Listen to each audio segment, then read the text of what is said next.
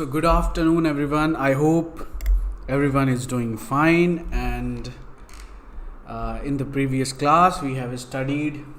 First of all, say good afternoon. Who else are there? I can see 4-5 people are there, and I guess will be Priya, Anjali, Vidya, Arya, and maybe Ashish. So if anyone is there, just say good afternoon. So we'll begin. Okay, Sangeeta is here. Good afternoon, Sangeeta. We had really good session yesterday, and you have asked a couple of things as well. Anyway, so we'll begin. First of all, let's recap what we have studied so far. We are going to start from today. Today is like theory under pedagogy. Okay, Priya is also there. So we'll just recap quickly.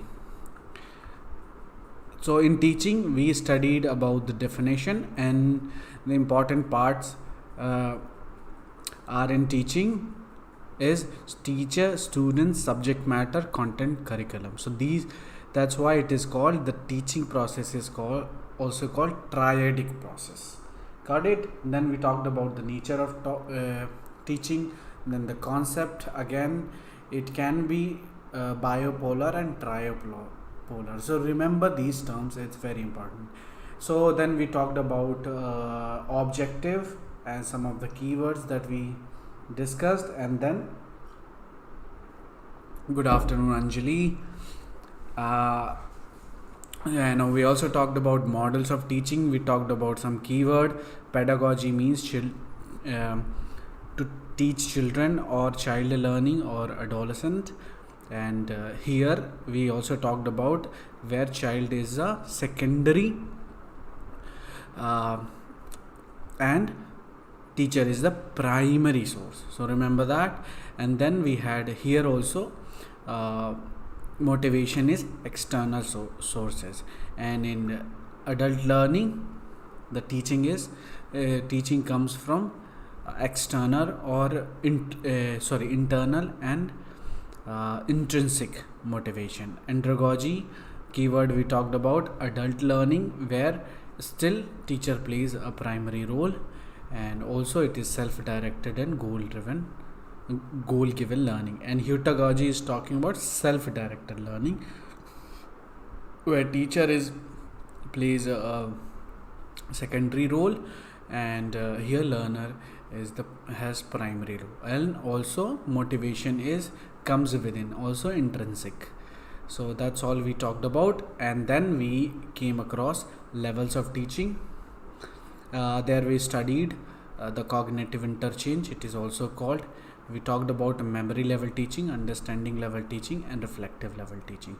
Remember, memory level teaching, we had some keywords. Keyword related to it is rote learning, thoughtless process, where thinking is not required. It only comes what you remember, what you have learned in the past, like from knowledge.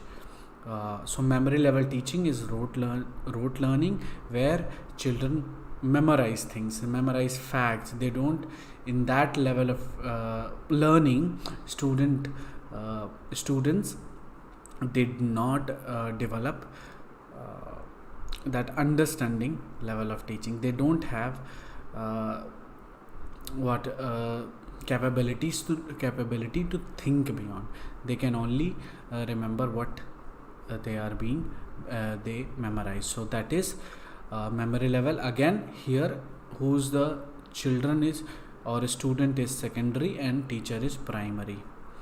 So these we need to, it is also called memory based teaching, lack, insight. And we also talked about the merits and demerits. In understanding level, we talked about we also divided into categories, like after 10th or 9th, where concept should be clear, and in understanding level, where teacher has to explain the ideas and the concept and all.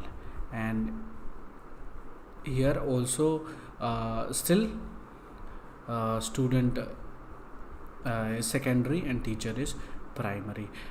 And also we talked about the merits and demerits advantage or disadvantage. Then at the end we talked about reflective level teaching, where right now you belong to the reflective level of learning or teaching if you're a teacher.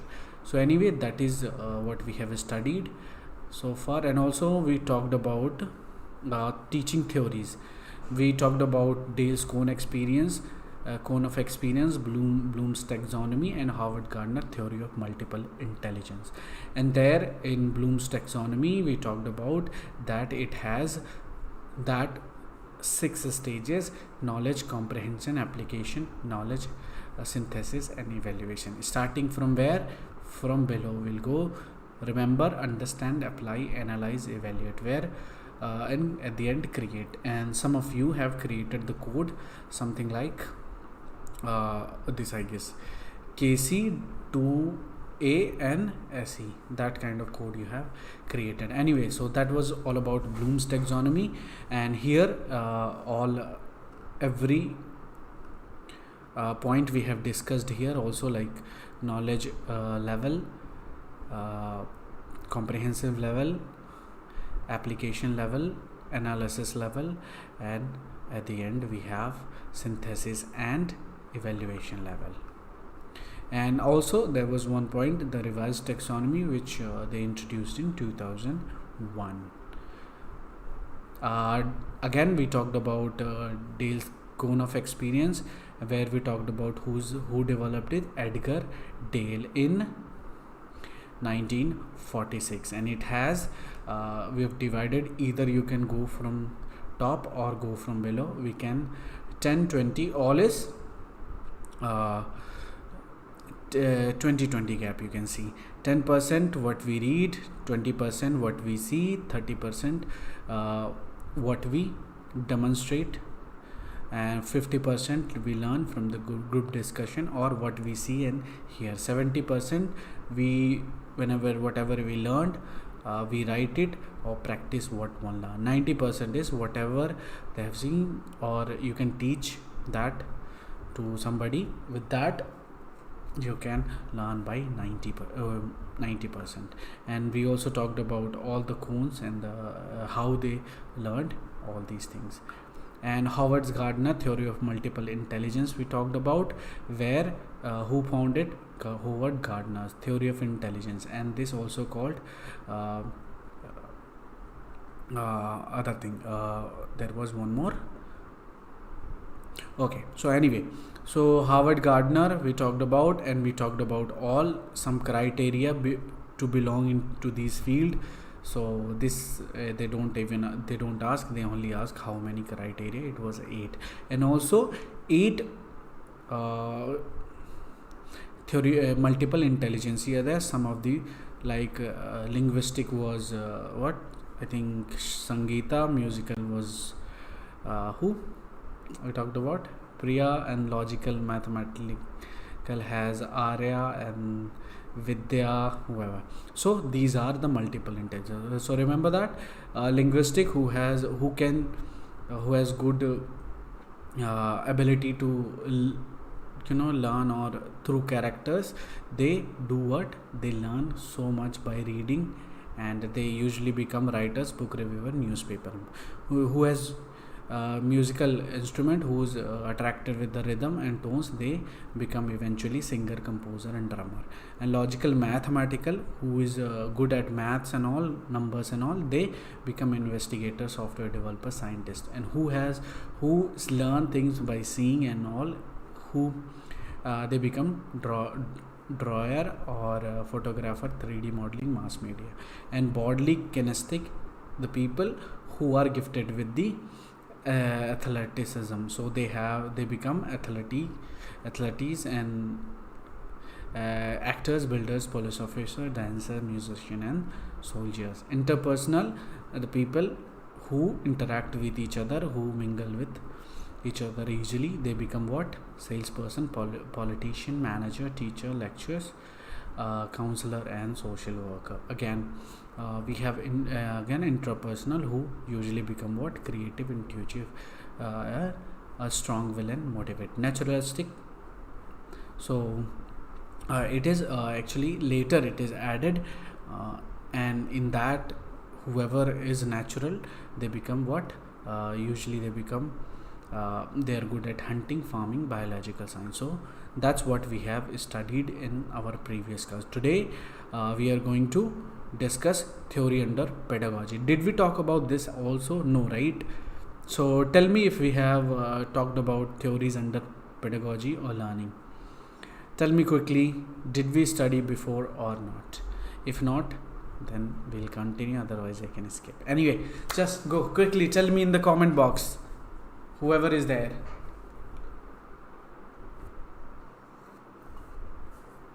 So in 10 minutes we revise whatever we have studied. So that's what we are going to do every day. Every day we are going to revise first, and then we'll move to the main topic. So it will be like everyday revising. Even if we completed whole unit, we are going to revise whole unit every day, or second unit. It can be little bit quickly, also faster. We'll do all these. So that's what you have studied so far. Anyway, let's move. So Anjali says that we didn't study this theory under pedagogy, learning theory. So we are going to continue with that.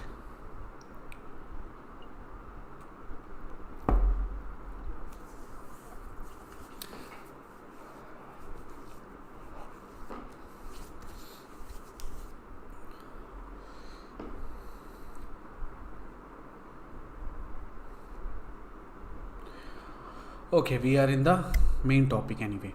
So theories under pedagogy or learning theories, remember this, it has 5 primary education learning theories, and based on that we create theories under these. So first is behaviorism, cognitivism, constructivism, humanism, and connectivism. So that question was asked in 2022 and also 2021 in all papers. It was not only in English, but they have asked this in every general question paper. As we know, every day we when the exam happens, every subject has journal paper, right? And in both unit they asked this about behaviorism, cognitivism, constructivism, humanism, and connectivism. So anyway, so a little bit we'll just talk about what is pedagogy theory. This pedagogic theory is a systematic conceptualization of the process of education and condition of human development in both the individual and societal life sphere. So we'll just move. First is there cognitivism. So remember the keyword. Sometime sorry, excuse me. So sometime what happen, in exam they don't ask cognitivism. This word they don't ask. They exchange with something else with what I mean is the brain. So where requires thinking, where you remember even through recall things, and also like brain. So that word they replace. So cognitivism theory, it is what? It involves acquiring or reorganizing the cognitive structure that enable humans to process and store information. Very important. That can ask in different word also. So for that we have to remember brain, memory. These keywords you have to remember or memorize. So these where we store human to process and store information.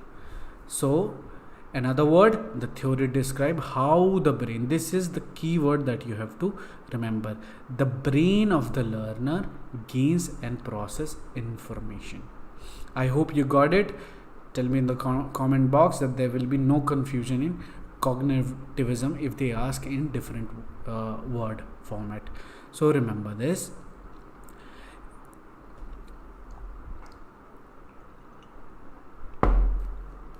And now we have important theorist, and for that you have to pay attention. Albert Bandura. What they ask mostly about: Jean Piaget, Jerome Berner, and David Ersubel. Usually they ask only about Jean Piaget. Got it? So it explore mental process, what? Cognitivism, explore mental process and use modeling to uncover the thinking behind the expert search. So a student need metacognition learning strategy to monitor and direct their own learning. And there are other explanation also that will just move quickly.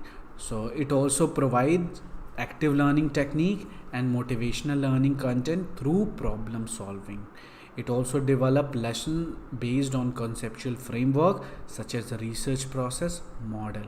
Activate prior knowledge using elaboration like imagery, mnemonics, and questioning and note taking. So it also includes advanced organization, analogies and metaphors. So now we come to the most important theory in our cognitive development.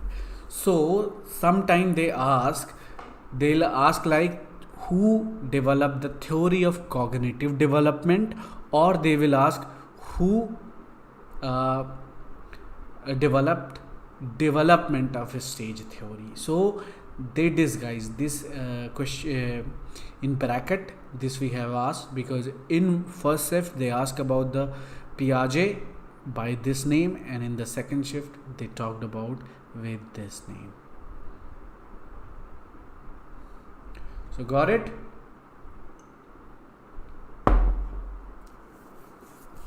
Great. So we'll move to the Piaget's theory of cognitive development. So remember this.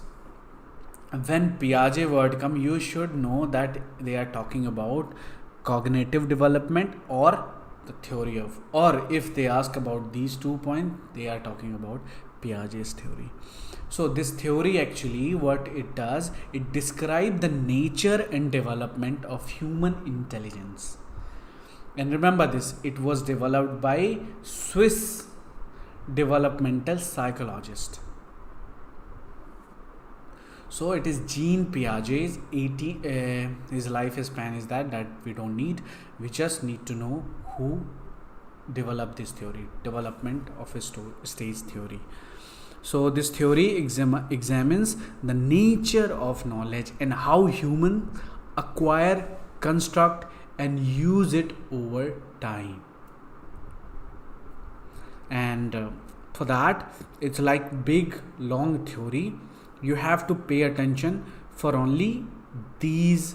You can create mnemonic for that, or you can create some code for that. So I think Sangeeta was good in creating code. You can just write in the comment box, or everybody should write their code in the comment, in the chat. Okay, just do it. Write your code in the chat box right now. The sensory motor stage, pre-operational stage, concrete operational stage, and formal operational stage. So operational stage is same word in every one. Here starting with the sensory, you can create some mnemonic or some code for that, because that you should remember, because in that way you can create who belongs to, what how many year old or months children belong to which category. So you can just write in the chat your code that you can remember.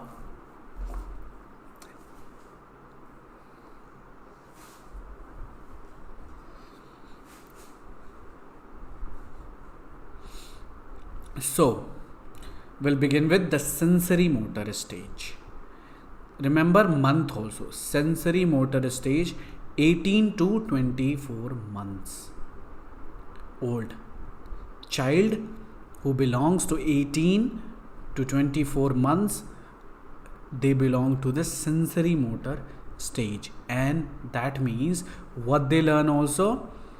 They can ask this in the statement box, or they can just simply, because previously they were asking about who developed the theory and all, and in the previous exam they asked about little bit inside in this statement. I mean little bit deeper. Maybe next time they might ask all about this. So sensory motor stage, birth to 18 to 24 month. Remember that the age limit, and it occurs from birth and till age 2. And here what Piaget says, that the baby experience the world through their senses and movement, notably their habits and circular reaction, like sucking their thumbs, learning about object permanence, and how to coordinate circular reaction with behavior. Novelty and curiosity, this comes at the age of 12 to 18 months. So you might have recognized, when baby is there, children is there, they start with like sucking their thumbs, or they get surprised with every whatever you do. So that curiosity, it develops in children from 12 to 18 months. And there are some of the things that they do. Again, it is the same word here. Like you play with the children peekaboo by hiding your face and revealing them suddenly, and they suddenly laugh, right? So with that code you can remember.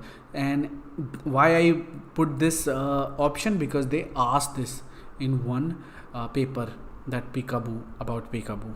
So that children who have not yet developed complete object permanence play peekaboo by hiding and revealing their faces suddenly. As children progresses through the sensory motor period, they develop a permanent sense of self and object, and peekaboo quickly loses interest. When they develop a permanent sense of self and object, that game suddenly becomes, they lose interest with that. So the sensory motor stages recognized in subcategories. There are 6 subcategories that we also need to know.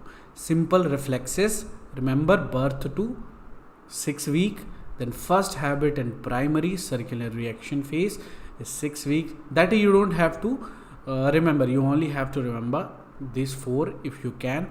Otherwise, for your exam point of view, these 4 is enough, knowing the name of them. So this is a little bit deeper.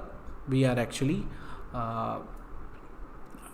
anticipating that it might come in the exam. So anyway, secondary, there is 4 to 8, and then coordination of secondary circular reaction stages again. So that we don't need to pay more attention. We just need to pay what they do in the particular stage. Sensory motor, what they do, remember the day 18 to 24 months, or you can just say from birth to 18 to 24 months. In some children it can go beyond that also, that we don't need to talk about. Anyway, pre-operational stage is age 2 through to age 7. Remember that too. Pre-operational is age 2 to what happens in that age. Children start speaking in that age. After 2 years they start speaking and last until 7. In that phase they learn about speaking. So many things they learn. So stage lasts from the child begins to speak typically around age 2 through 7. So in that they in that period the children usually believe in magical beliefs. I mean, they believe that the magic is there, they believe that it is true. So in that age they don't know that what is real and what is fictional. So in that age we have also be very careful what we talk to them. Anyway, so that is our. So during this phase, one example is also there. You will see increased physical and imaginative play, since children still find it difficult to see things from a different perspective. Be cautious when asking, how do you think I feel? That is a very difficult question if you ask them this kind of question. So remember, there were one like yesterday we were discussing that if we try to clear the concept to a child, they won't understand because their brain is not developed to that level. So that's why the all whatever the syllabus they make for the child, it is actually well researched and everything is done prior to the study. Anyway, this stage subdivided, also it is subdivided. We don't have to go to so deep, we just need to just go through the name. Symbolic function, where they actually, an example is common drawing of family member as a big as a house. So intrusive thought, and then again we have third one. Now we are talking about concrete operational stage. So age, remember, 7 to 11. So 7 to 11, it takes place from age is written there 7 to 11, and it characterized by the proper use of logic and science.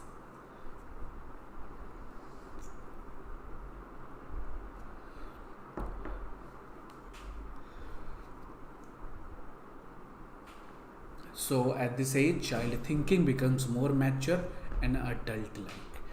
So 7 to 11 is a very important age in child's development, because they think that they are capable like the adult.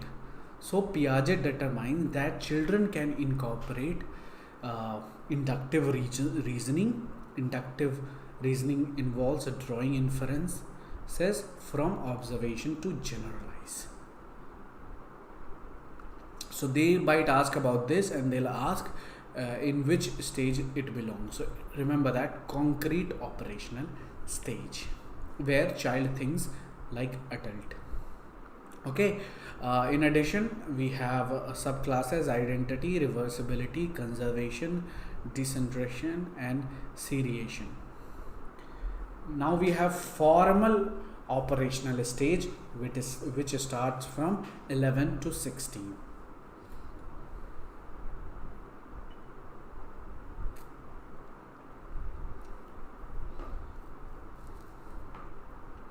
So formal operational stage is ages 11 to 16, and in that age we call them as a little plateau. So that was the question, I guess in some paper that they talked about, in which stage they are called a little plateau. So it was formal operational stage, age 11 to 16, and these days children who belong to that is, they are more if I'm not wrong, more intelligent than us, right? Than an adult. They are like living in different world. So they usually do what? Stage teens begins to understand abstract thought and metacognition. Thinking about thinking, knowing about knowing. They can solve, children and teens can problem solve across multiple stage, and the formal operational stage carries on beyond age 16. And they always ask about this question: what if like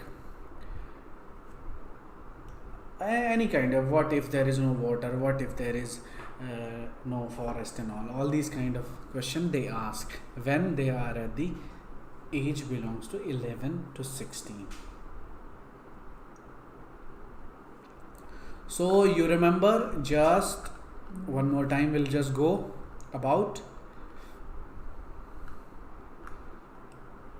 the sensory motor. Remember, birth to 24 months, pre-operational 2 to 7, right?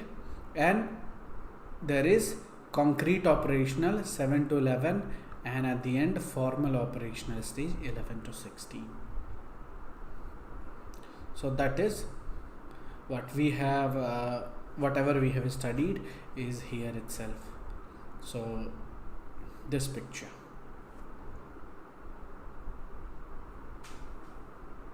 So other cognitive theories that you just need to remember, they might ask who belong to other cognitivism. So you just need to know their name, nothing more than that. So Jeremy Bruner, Albert Bandura, David Ausubel, and all of them, one is Canadian, actually all of them are American. So now we come to the behaviorism, and in that theory you might find many questions. And while I was making mock test, I came across, not mock test, the PYQ, I was taking questions from them, and couple of questions I got from behaviorism, behaviorism theory. So tell me if you understand whatever we have studied so far. Now we are just moving to the behaviorism theory. Okay, I'll give you like 1 minute break, not break, just will be I'll go and get some coffee, and meanwhile you just tell me if you learned whatever we have studied so far.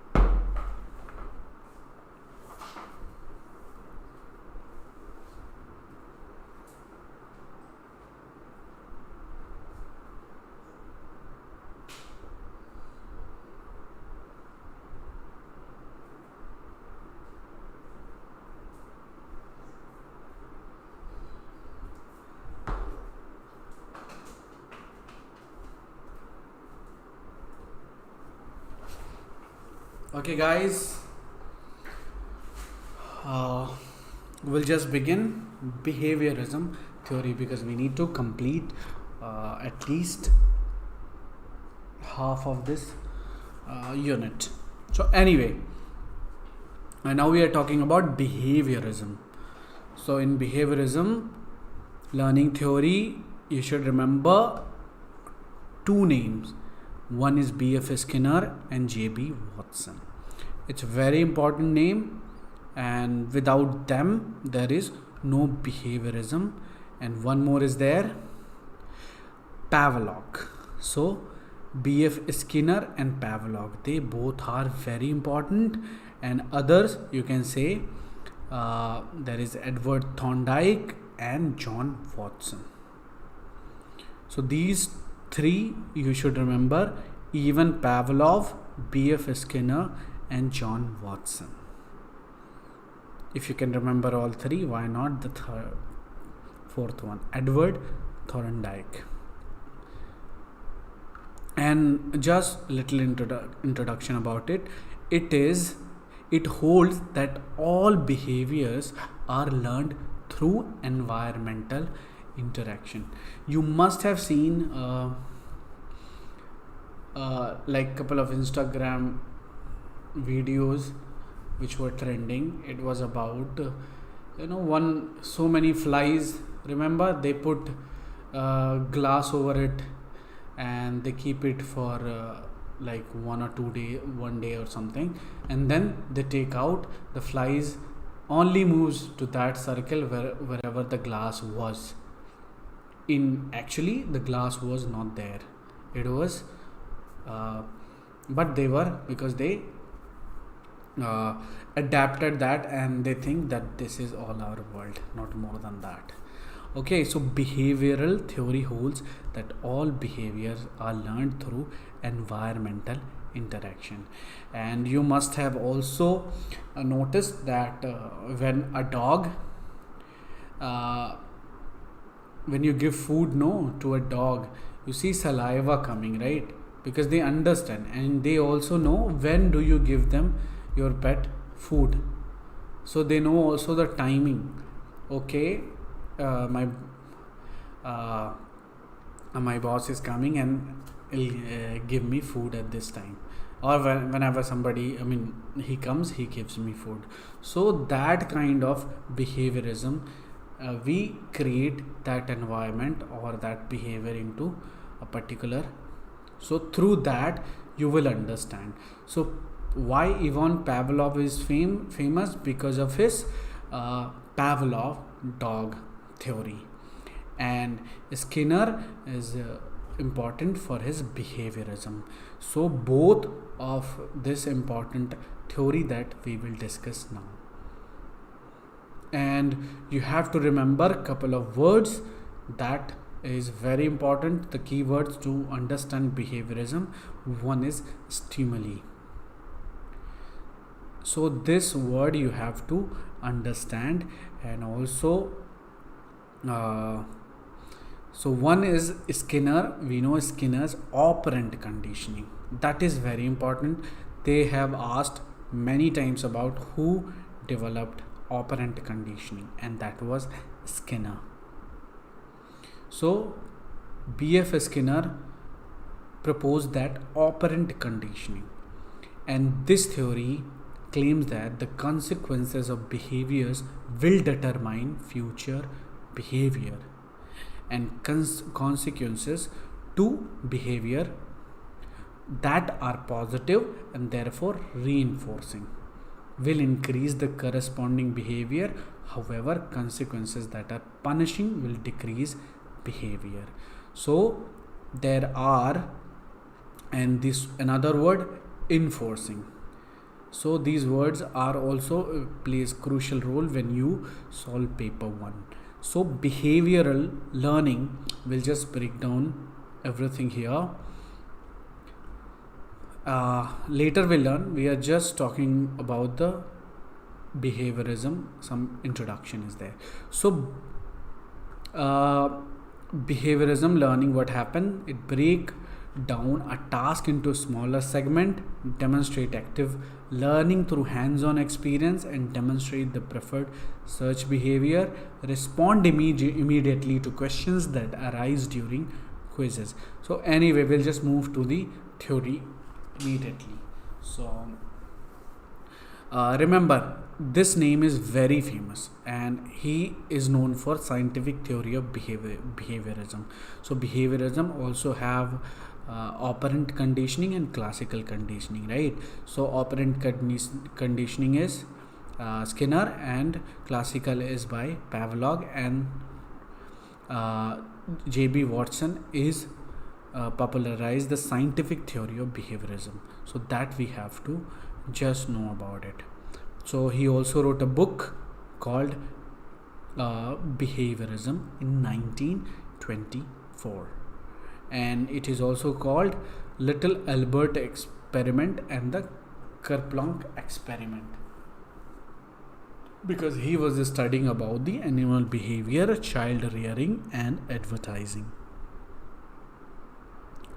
So, and also we can one important point is here, Watson believed that psychology should primarily be observable scientific behavior.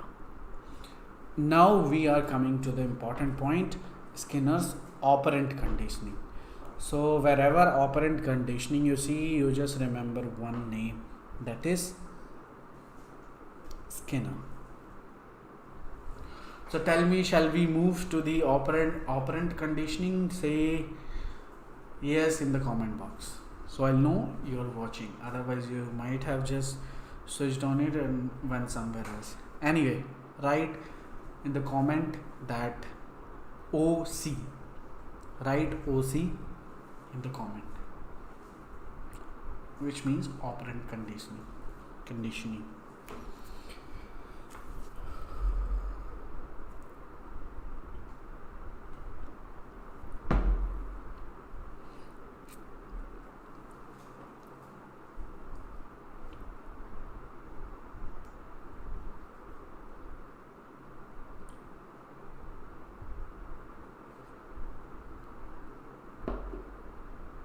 Anyone?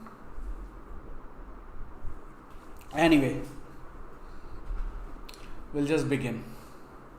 Operant conditioning. So, operant conditioning, B.F. Skinner. Remember, he was American psychologist, behaviorist, author, inventor, and social philosopher. So Skinner developed behavior analysis, especially radical behaviorism, and founded the experiment analysis of behavior school of experimental research psychology. Great, Anjali says. Oh, see, great. So operant conditioning. Now we are talking about. It is also called, if they ask with different word, you should remember instrumental conditioning, also it is called. So it is an associative learning process through which the strength of behavior is modified.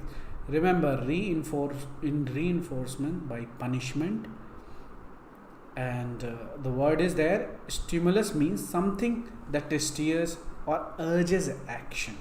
So this word you have to remember. Stimulus means something that steers or urges action. There are two reinforcement. One is called positive, second is called negative reinforcement. So we are also will try to learn with examples also. And when both of this doesn't work, that is called extinction. Okay, so remember these three terms. It can ask in statement, like they can ask in operant conditioning, what is there? Positive.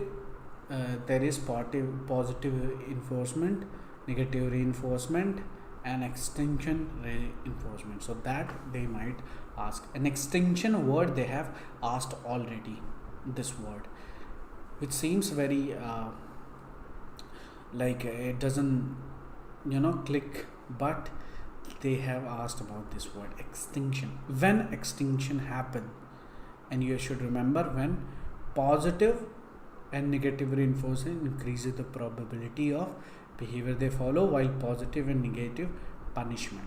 So positive negative reinforcement is there, and positive negative punishment is there. And you should also if you apply this, suppose you have a child in your home, and how to treat them, and you can't just beat them up if they make mistake, but if you really apply this method, reinforcement and punishment, then the child will learn more than what you'll make them learn by beating them, right? So that we should of course avoid at any cost. We can just use these two important method, reinforcement and by punishment. So this is slightly different. Now we are going to talk about positive reinforcement. So positive reinforcement is what?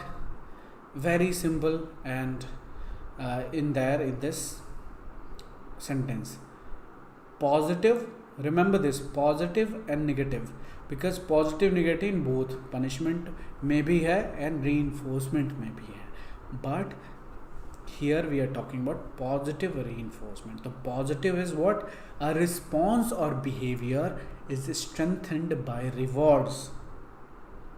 So it is like, if child, you want him to do something like homework. Okay, you are teaching, and when you are teaching a child and he doesn't do homework, instead of beating them, what you're going to do when it is positive reinforcement, what you're gonna do, when he does the homework, you give them a chocolate. You're giving them something. Oh, you did so good, let's get this chocolate, have this one, this is for you. So in that way, the child will encourage him to do more homeworks. So in that way you can reinforce the outcome. So in positive reinforcement, a response or behavior is strengthened by rewards, leading to the repetition of desired behavior. The reward is a reinforcing stimulus. For example, again, your teacher gives you a bar of chocolate each time you complete your homework. In that case, you will be more likely to repeat this behavior, right, in the future, thus strengthening the behavior of completing your homework. Got it? So Anjali says praising someone is positive reinforcement. Correct, exactly. So that we have to encourage, or in simple word, you motivate. So that we have to know. So everybody know what is positive reinforcement, and now we come to the negative reinforcement. So it is completely opposite of this. Suppose in negative, what happens? One child has a toy and he loves it very much, but he make mistakes, he do something. So what you do, you're gonna take that thing from him and you ask them, no, I hope I'm not going wrong, let's see.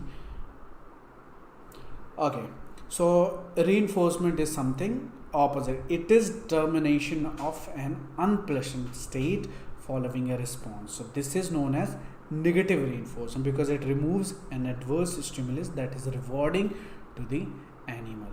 So negative reinforcement is what? It is strengthened behavior because it stops or removes an unpleasant experience. One example is here, same like homework. If you are not doing your homework, the teacher will ask you like 100 rupees. Suppose Anjali is teaching in the classroom and the guy is not doing, or her student is not doing homework.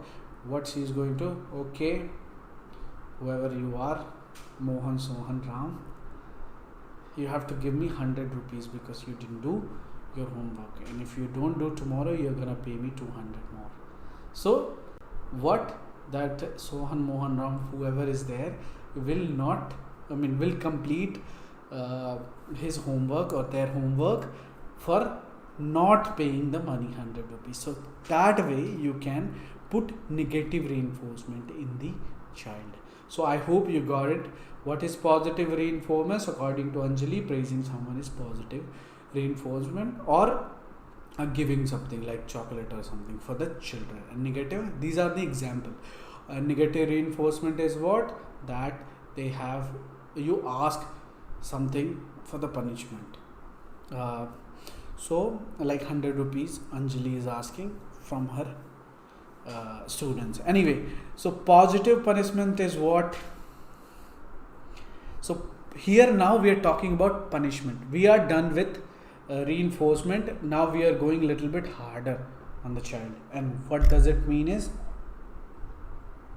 it means that we are going to punish, and punishing by here means what?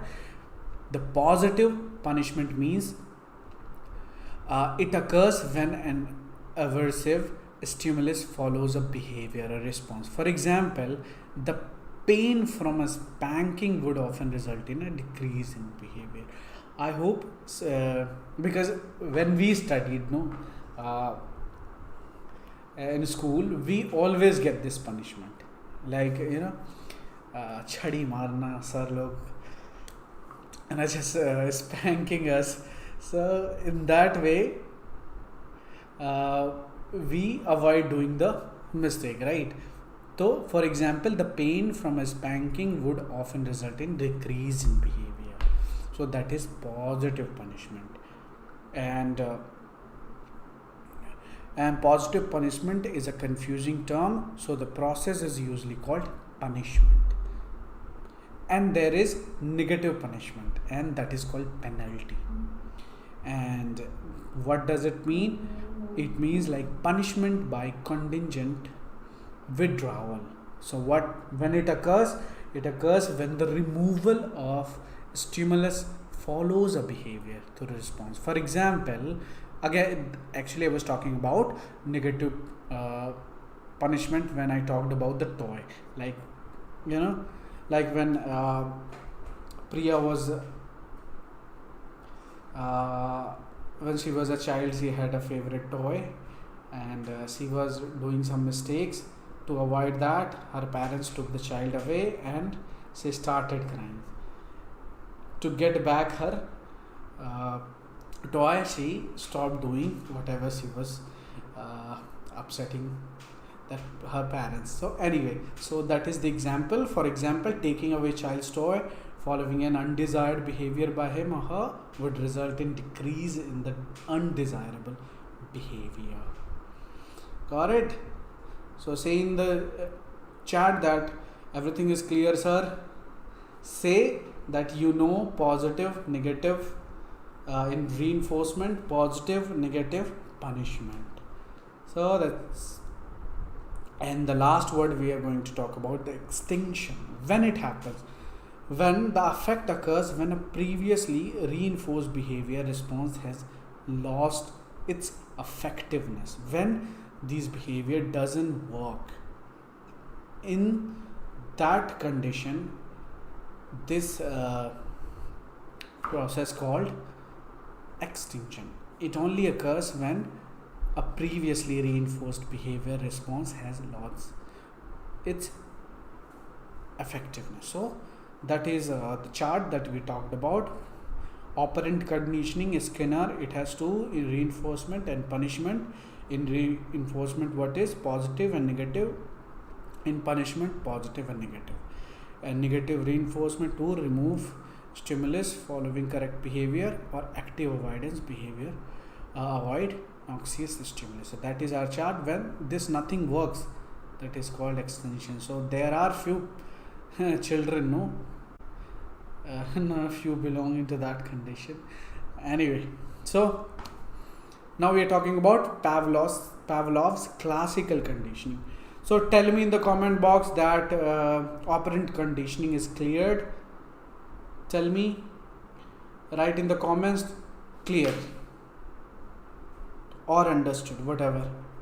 Write in the comment box quickly. So we'll begin classical conditioning, because we have already 50 minutes. We are done, and we'll have only one day to finish this. That's how we are going to complete the syllabus in 30 days. So anyway, tell me quickly. Concept is clear, right? Clear.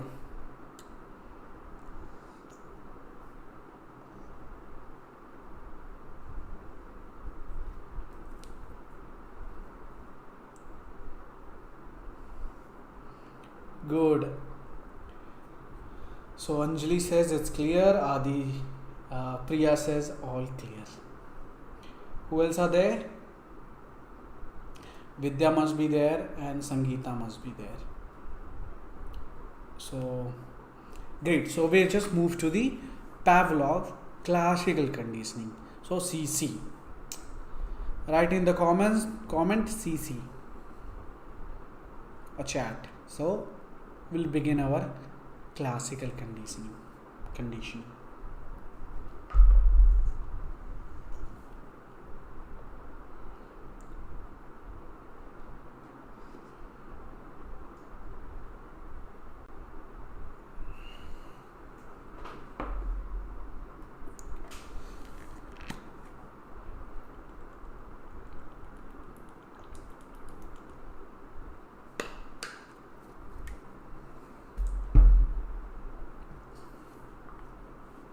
Good. Now we are talking about classical conditioning. And classical conditioning is by Ivan Pavlov. And we remember him for his Pavlov dog example. So he's a Russian physiologist and is known chiefly for developing the concept of conditioning reflex, or he was known chiefly for his work in classical conditioning. So what is classical conditioning? It is also known as, they can ask Pavlovian or they can ask respondent conditioning. So these two other words that you should be aware of. So anyway, it is a behavioral procedure, a biological potent stimulus. Stimulus is something that urge or steers to do something. So that is stimulus. Example, food is paired with previously neutral stimulus, a bell. So one simple example is there. Suppose you have a pet or dog. So we are taking his example itself. His dog, or you have a dog at home, and these two are separate things. Food and the bell is two different things, right?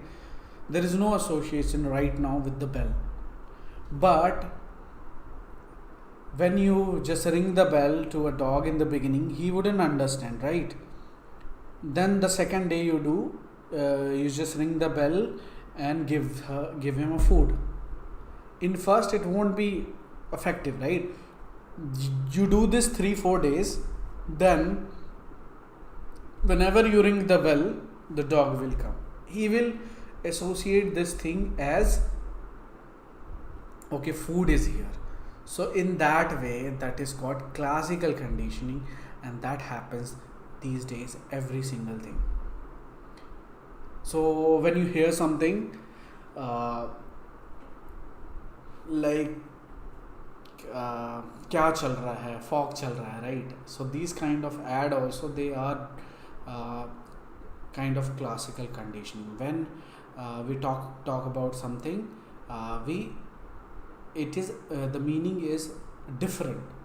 So that is classical conditioning. So through dog example, we can understand this better, and we have some examples also.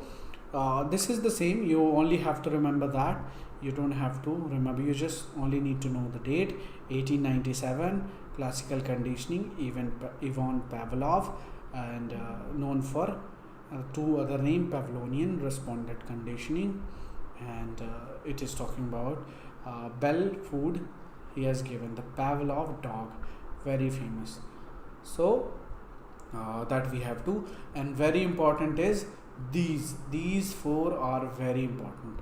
Unconditional stimulus, that represent as US, neutral stimulus, that is NS, and conditioning stimulus, CS, and again UR, and conditioning response as CR.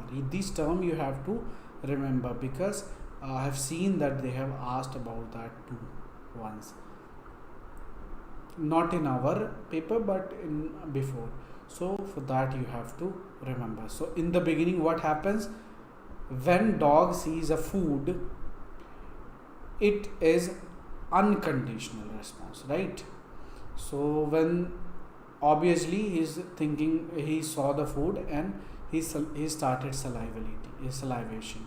So in that way. But when there is no response, when the second stage is dog introduce a bell, he wouldn't salivate, because he doesn't know, right, that it is associated with food in the beginning. So no.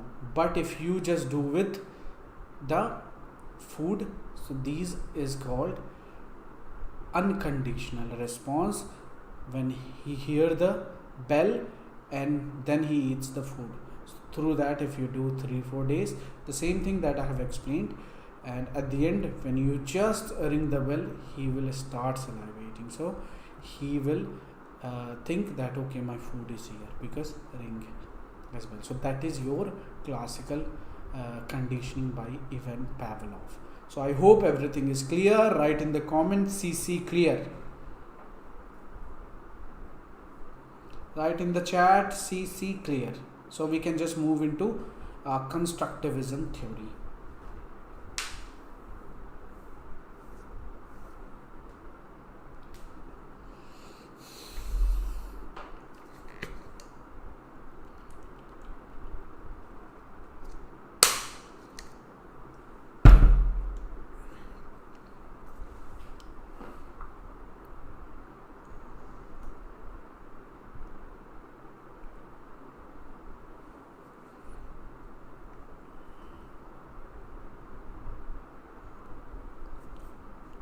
Great. So now we can just move to constructivism theories. Now you don't think that there will be not too many right now.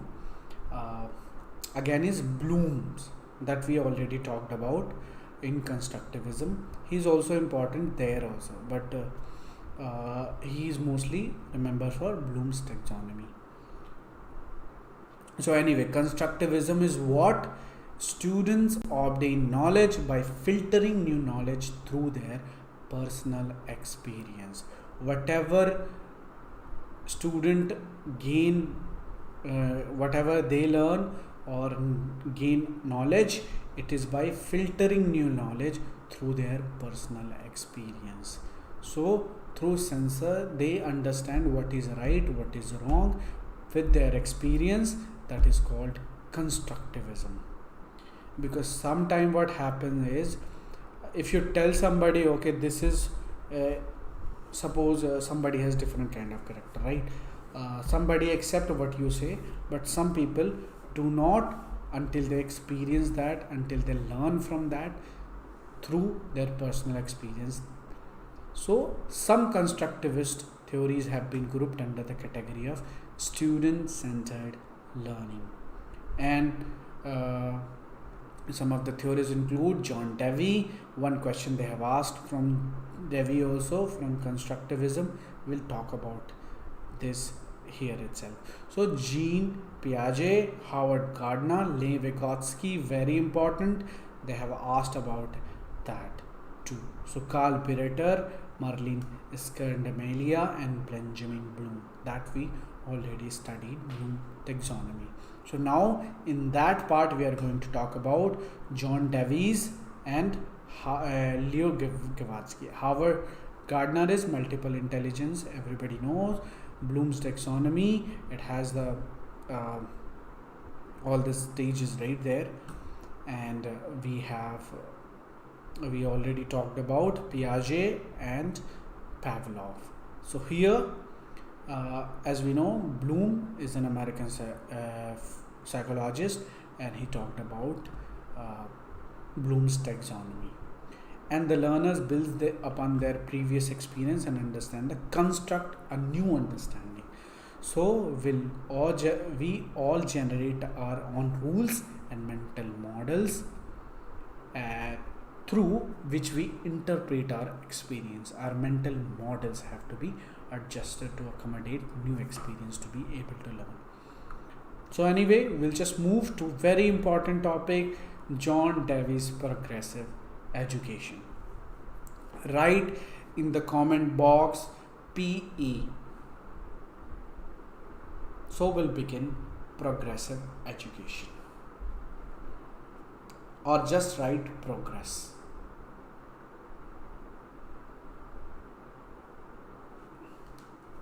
They have asked question based on that. That's why we have put this progressive education. They have asked it not once but couple of times.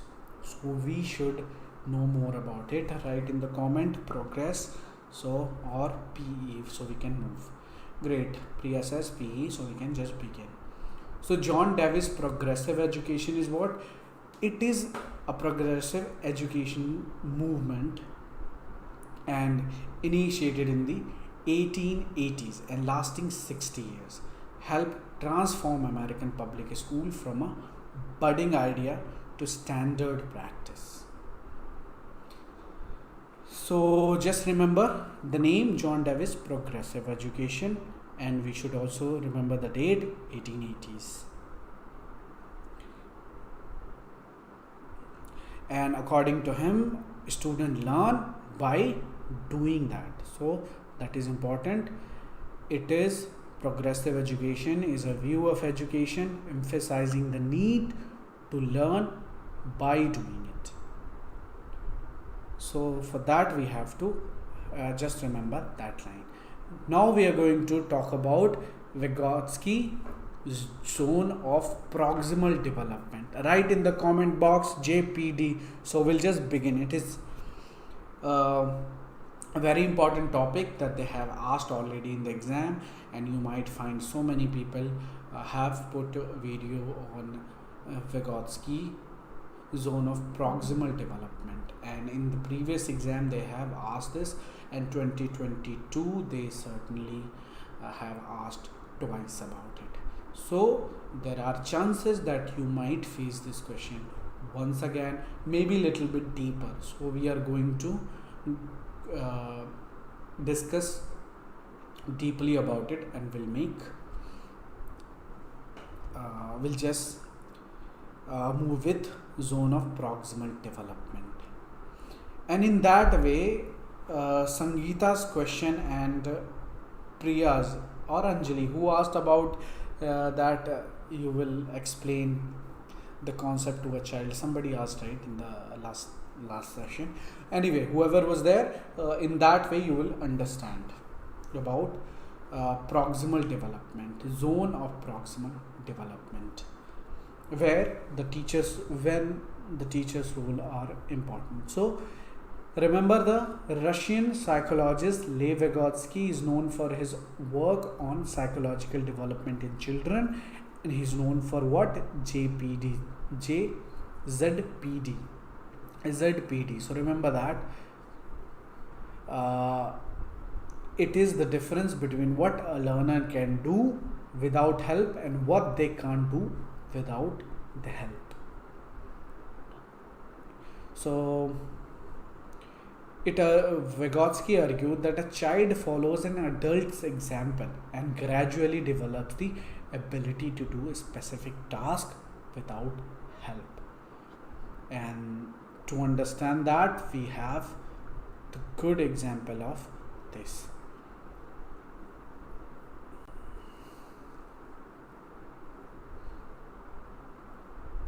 So here learner can do unaided. So you see the blue, no, the purple and blue color, where learner really need that. So the outer side is learner cannot do, and in the middle learner can do with guidance, and at the end they really need guidance at the. So remember this figure.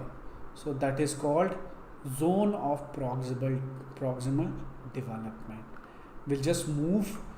We just talked about till here. We're gonna know. According to Vygotsky, another educator, the role of education is to provide children with experience within their zones of proximal development. So whenever they need, we should only provide that much assistance, not more than that. So encouraging, motivating and advancing their individual learning in such areas as skills and strategy. They can accomplish a task that they would not be able to achieve on their own when they have guidance and support. Nevertheless, learners can fail even when support is provided if the task is not cognitively feasible. So that is zone of proximal development. So here learners cannot do, here they need support. Actually I told you in opposite way. Here actually learner cannot do without the support. This circle, and this circle represent that learner can do with guidance, and here is completely cannot, learner can do unaided. Again, tell me that now you know about Vygotsky's zone of proximal development. Then we'll move to the humanistic. Clear ZPD, write in the comment. So we'll just move to the humanistic. Clear ZPD and then write human in next. So we'll just talk about humanism. Okay, that you don't have to write. I'll just move it quickly because it's not so important. Anyway, you just need to remember once they ask about connectivism, that's why we have added that. They might ask, who knows. So we'll just move to humanistic. Humanistic approach is what? A humanistic teacher believes that knowledge and feelings go hand in hand in the learning process. Humanistic learning emphasizes both cognitive and affective learning. So humanistic approach is simple, that the knowledge and feeling go hand in hand in the learning process. Rather than focusing on either intellect or feeling, lessons and activities should address the whole students. And humanistic education focus on the students' felt concern, interest and intellect. Learning can either be hindered or facilitated depending on the mood and the feelings of the students. Connectivism is simple. Connectivism is what we do these days. We just web browse, we chat and other things, right? And that's how we learn from that. So that is called connectivism. So remember that they can might ask, who knows, but remember just simple term is there, that whatever we do, whatever learning is occurred in digital technology, in that is called connectivism. So there is no particular emphasis on how internet technology such as search engine, wikis, web browser, online discussion, forum and social network had contributed to the new learning. So that is called connectivism. Whatever we learn right now, you're learning through YouTube and videos and Google and all, Wikipedia, right? So that learning is called connectivism. So that is something new term, and connectivism can resemble Vygotsky zone of proximal development. And now the second one is that pedagogy is done. Now we are here andragogical theories. Tell me if you're feeling bored, you can write in the box bore, or if you are not boring, the class is not boring, you can write interesting. So we'll just move to the other theories, and we'll wind up class in 7 minutes. So we'll just try to cover as many as theory possible at the end of this class, and tomorrow we'll just try to finish this complete syllabus. So we still have like 60 pages left, and that we have to do it tomorrow, or maybe we can take another session, who knows, but we have to try to finish that. Then we can start solving questions. So in the fourth session, whole day we are just going to do we are going to solve PYQs. Write in the comment box that bore or interesting. Right, bored or interesting, write in the comment box quickly. So we'll just try to cover as many as concept we can in next 7 minutes.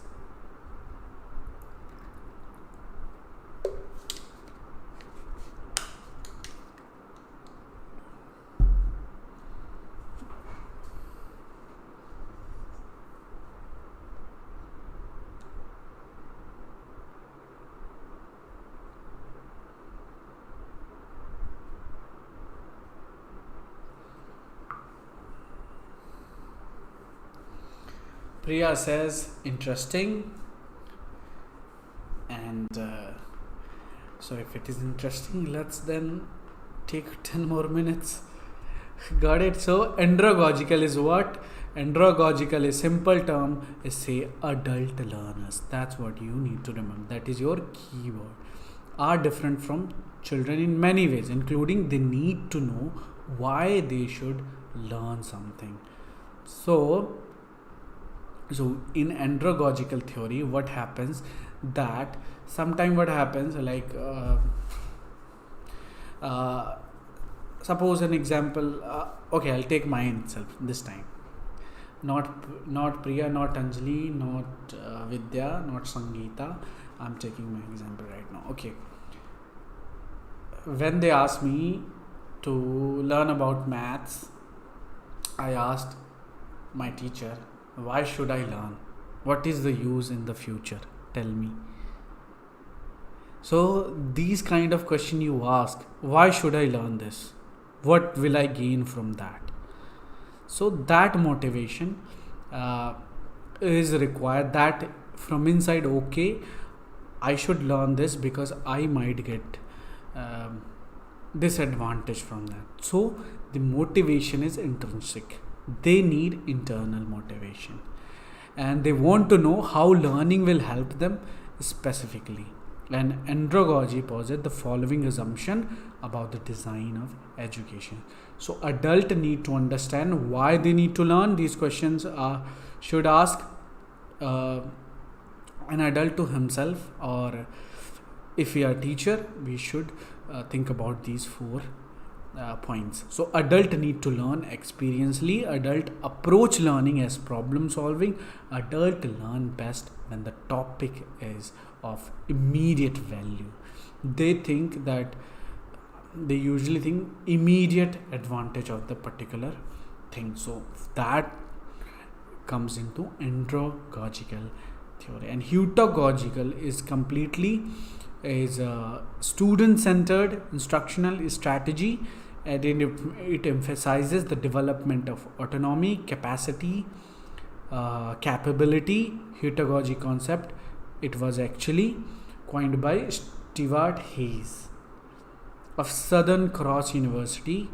So remember the name who coined heutagogical theory, Stewart Hayes.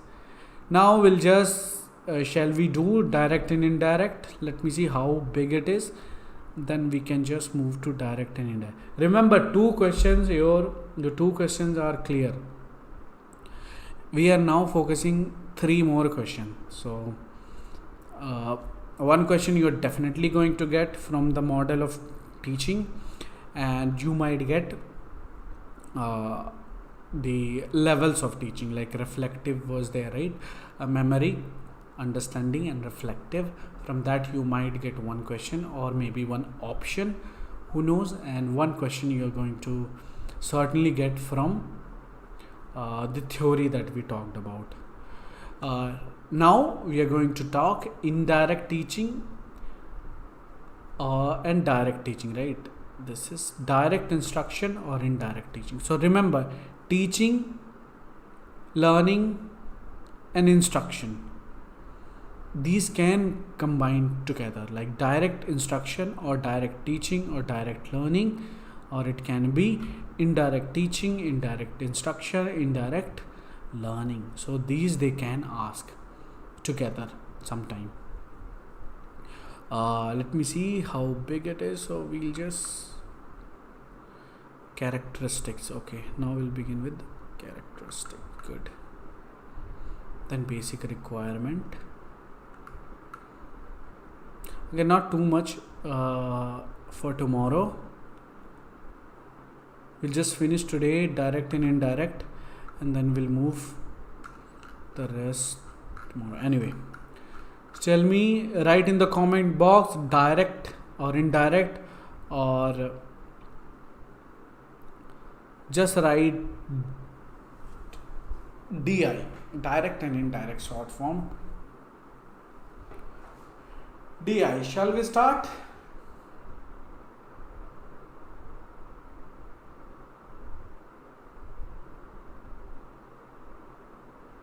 Yeah, 20 seconds. Because we have today 4 p.m. class, so for that I have to prepare. We have criticism at 4, right? So let's leave it for tomorrow, okay? Because I really need a little bit time to prepare our criticism session, and you should join. it's not going to be boring. That I'm telling you, because people are teaching criticism in different way, because they talk about big paragraphs, and what we gain from it, nothing. Eventually we don't understand what they are talking about. They use so much academic language. That is good when we are doing research, but right now we only want to learn what it is. Excuse me. So today we are going to do criticism. Be there. It's very short, very interesting, and we'll just learn with the keywords. We are not going to learn big paragraphs there. Everything will be in pointers, and you will love it. It has 20 session, and we have to cover that 20 session, so we'll be able to finish all criticism and theory, and which means you are going to get 30 marks, 30 question correct. So be there at 4 p.m. Thank you so much. I hope you like the class. Goodbye, and I'll see you in half an hour. Okay, link is there in your WhatsApp group. You can just click the link and join for criticism classes. Criticism classes will be more than 40 to 50 minutes, because that much only required, and we need only 20 hours of preparation for that. 20 hours that, and we have 30 hours for teaching aptitude, and of course 30 hours for PYQ explanation. So okay Vidya, see you there, and Anjali, Priya, I hope Sangeeta is also there. So anyway, bye bye, and I'll see you in the next class. Thank you so much.